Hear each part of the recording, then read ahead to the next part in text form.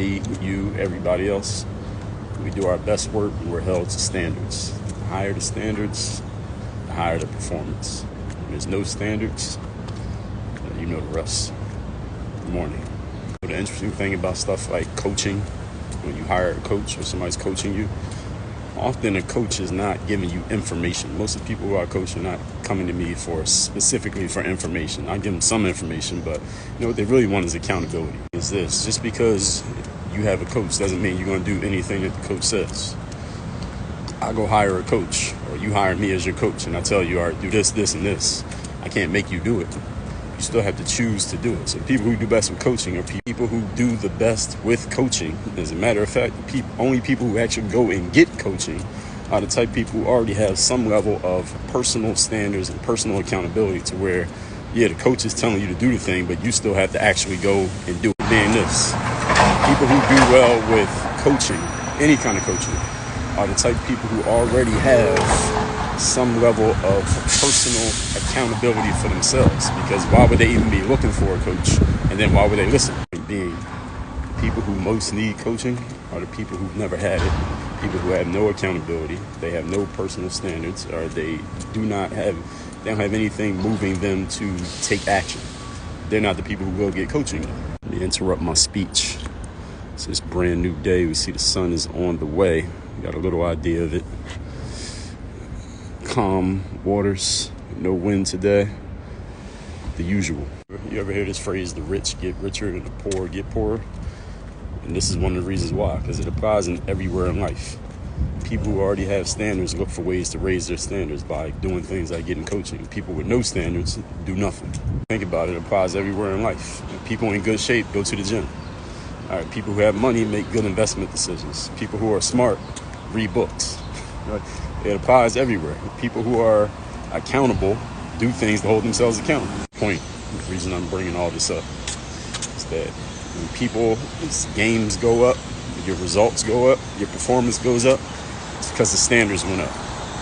Nobody improves in life by removing standards or lowering standards. 1331, Work on Your Game podcast. Never lower the standards. Because this is what happens. When you lower standards, all the high quality people will leave. And when you raise the standards, all the low quality people will leave. What it really comes down to, people, is who do you want to be? Who do you want to associate with? You have low standards, you're going to attract a lot of low quality individuals and low quality results. You have high standards, you're going to attract high quality individuals. And for all of us right now, we got a lot of people who are allegedly leaders trying to lower standards. People talking about math is racist now. That's lowering the standard.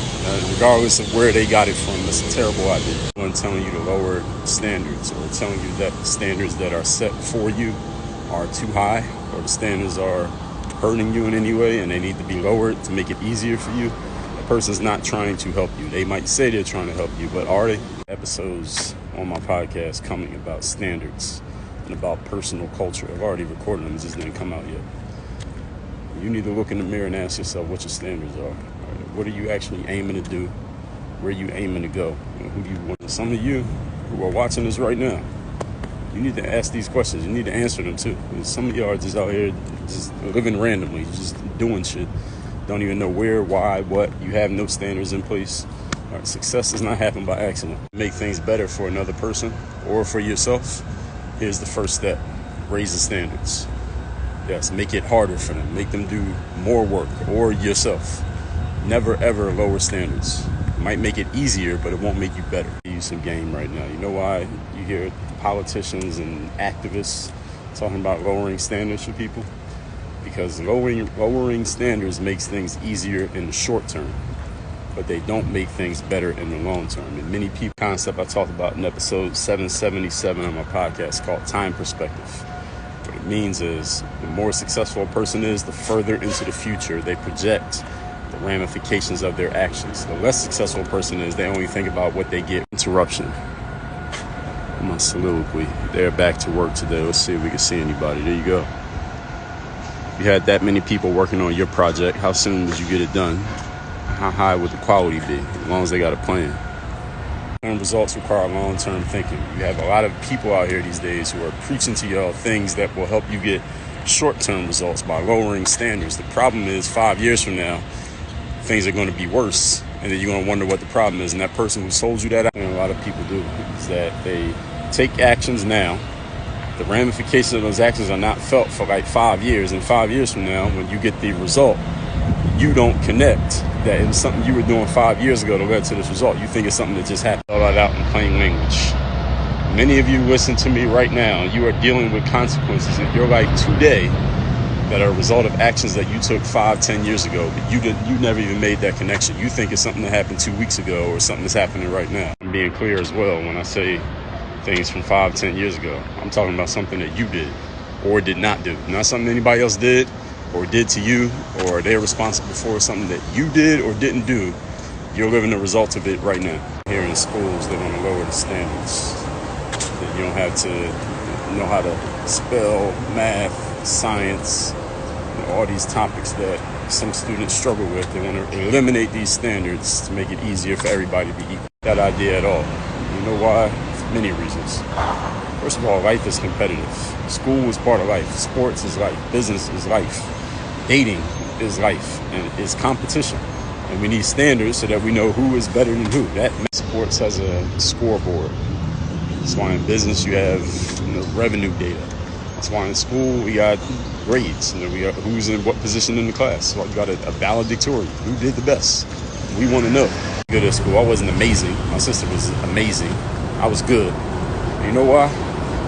Because I had parents at home who had standards for their kids of this is how things are going to be done. It wasn't a question, it was a demand. This is how it's going to go. There were standards in place. And that was really just for academics. But then when I went and played sports, I just took those same standards, because that's the only thing I knew, and I applied it to sports. Then I took those, leaving sports, and I applied it to business.